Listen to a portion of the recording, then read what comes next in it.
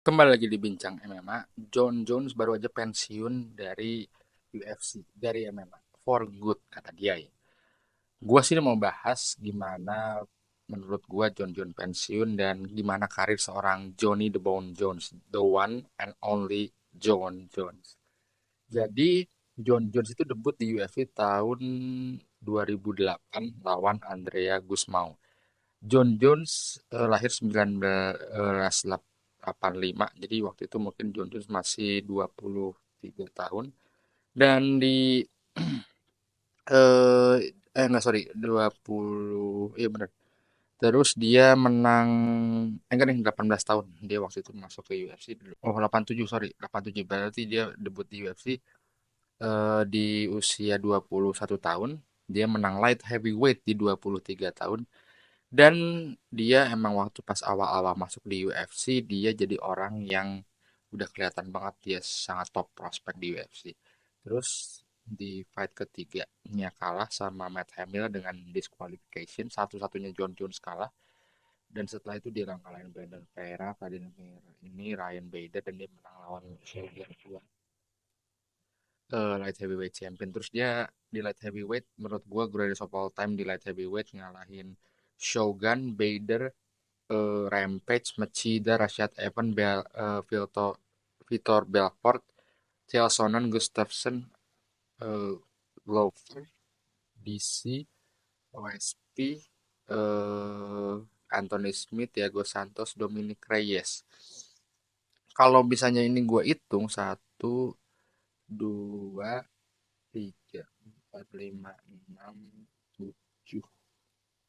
Ada 7 champion di light heavyweight yang dia kalahin. Dan kalau kita mau ngomongin light heavyweight, berarti 9 champion. Jadi dia ngalahin 7 champion light heavyweight, 3 champion heavyweight. Gua ngitung future champion ya, kayak Glover Teixeira waktu pas lawan dia belum champion, tapi dia champion setelah itu. Di Daniel Cormier belum heavyweight champion, tapi jadi heavyweight champion setelah itu. Menurut gua karir John Jones sangat-sangat impresif. Menurut gua sangat impresif. Dan dia aktif banget fight dari 2008 sampai 2000, kemarin tuh 2024. Terus jadi kontroversial adalah ketika banyak orang pas dia nggak fight sama Tom Aspinall, dia bilang dia duck, dia takut gitu sama Tom Aspinall. Menurut gua John Jones itu eh, emang udah bosen sama dunia MMA atau di UFC. Apa dia rada takut sama Thomas Pinal? Mungkin. Apa dia bisa ngalahin Thomas Pinal? Juga mungkin, karena itu membuat kita jadi pertanyaan. Tapi kalau menurut gua, apa hal achievement dia yang dia lakukan sekarang, ataupun dia ngalahin Tom Aspinall gitu ya. Terus ada kontender lain, John Jones pensiun, kontender lain atau Francis Ngannou balik. Menurut gua kayak gini pasti bakal selalu diomongin gitu. Karena pasti ada aja minus dari orang. Jangan sampai hal-hal seperti itu jadi membuat legacy John Jones hancur. Gue ambil contoh kayak Khabib Nurmagomedov, dia 29-0. Bayang sih lu 29-0.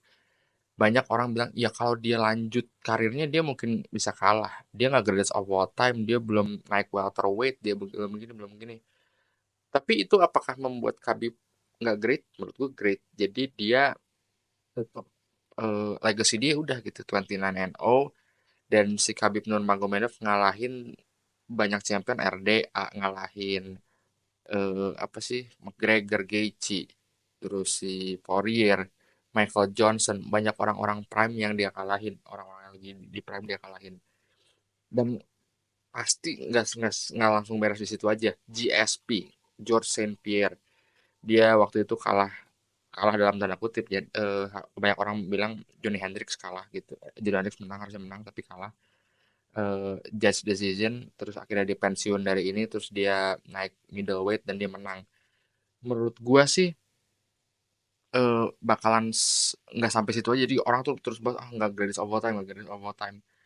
Kalau menurut gua sih, gua masih dalam dalam dalam pribadi gua masih bilang John Jones is the greatest MMA fighter of all time gitu, karena dia proof.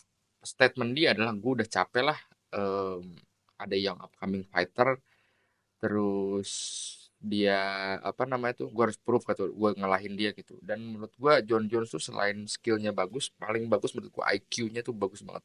Karena kalau dia serius, lihat aja kayak si Rogan, dia serius gitu untuk melakukan sesuatu, dia ya menang dengan secara gampang gitu. Tapi di dalam karirnya John Jones sudah sering banget, dulu ada Gustafsson, ada Daniel Cormier, ada Dominic Reyes, dan beberapa mungkin kontroversial.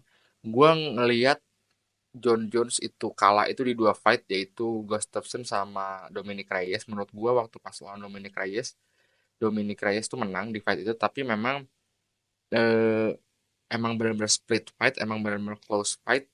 Jadi emang susah untuk nentuin dia dari dan gue lihat masih ada beberapa poin John Jones menang juga sih. Enggak benar-benar murni kalah kayak kayak dominate fight lima 5-0 gitu tiap roundnya enggak. Jadi emang dia emang udah nggak serius sih waktu itu di light heavyweight. Tapi gua rasa eh, memang John Jones tuh udah pernah ngalamin itu. Dia udah ngalahin legend, ngalahin orang-orang yang lagi prime. Orang-orang mungkin waktu itu bilang ah ini udah pada tua, tapi menurut gua waktu itu masih prime.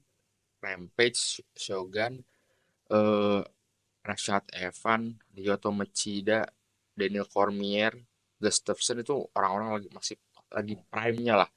Apalagi dia ngalahin Anthony Smith waktu itu masih prime kan Anthony Smith. Terus Thiago Santos masih prime.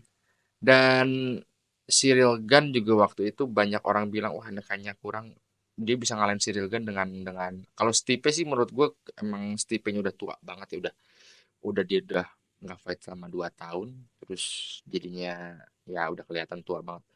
Cuma kalau Cyril kan dia proof dia the greatest of all time gitu. Jadi ya menurut gue legacy dia oke lah.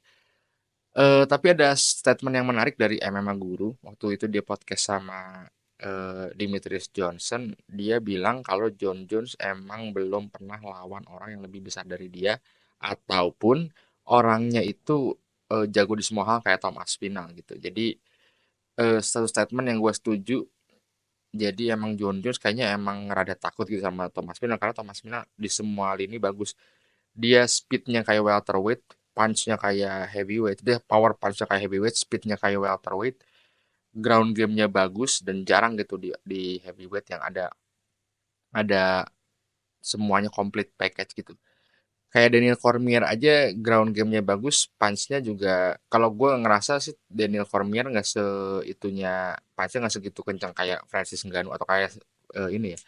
Karena dia juga knockout Stipe juga di ronde keempat udah ini banget, udah capek lah gitu, bukan yang tipikal kayak Derrick Lewis, Sergey Pavlovich, Tom Aspinall, Francis Ngannou gitu.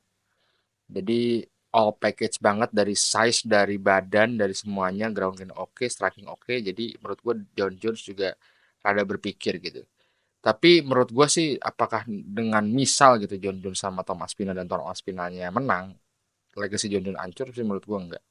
Cuman John Jones sudah malas ngambil resiko itu dan dia mesti duit ada, terus legasinya ada, apalagi yang mau dia cari. Tapi sih gua sih pribadi dibilang setuju enggak kalau John Jones retire dan nggak ngelawan Tom Aspinall, tapi dibilang apakah John Jones greatest of all time menurut gua sih ya. Itu aja penutup dari gua.